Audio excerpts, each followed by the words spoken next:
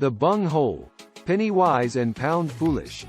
Punch in. Speaking of this one idea, class of people says, they are like the man who bought a penny herring for his family's dinner and then hired a coach and four to take it home.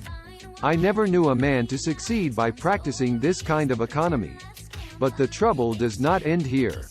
Feeling that she is so economical in tallow candles, she thinks she can afford to go frequently to the village and spend $20 or $30 for ribbons and furbelows, many of which are not necessary. This false economy may frequently be seen in men of business, and in those instances it often runs to writing paper.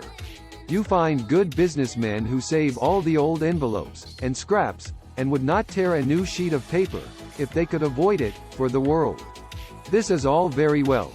They may in this way save $5 or $10 a year, but being so economical, only in note paper, they think they can afford to waste time, to have expensive parties, and to drive their carriages.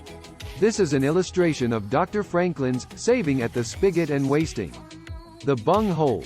Penny wise and pound foolish. Punch in. Speaking of this one idea, class of people says, they are like the man who bought a penny herring for his family's dinner and then hired a coach and four to take it home. I never knew a man to succeed by practicing this kind of economy. That we are born free and equal is a glorious truth in one sense. Yet we are not all born equally rich, and we never shall be. One may say, there is a man who has an income of $50,000 per annum, while I have but $1,000. I knew that fellow when he was poor like myself. Now he is rich and thinks he is better than I am. I will show him that I am as good as he is. I will go and buy a horse and buggy. No, I cannot do that. But I will go and hire one and ride this afternoon on the same road that he does, and thus prove to him that I am as good as he is. My friend, you need not take that trouble. You can easily prove that you are as good as he is. You have only to behave as well as he does. But you cannot make anybody believe that you are rich as he is.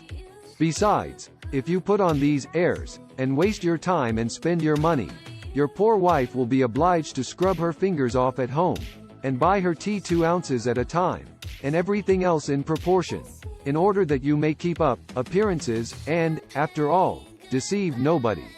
On the other hand, Mrs. Smith may say that her next-door neighbor married Johnson for his money, and everybody says so.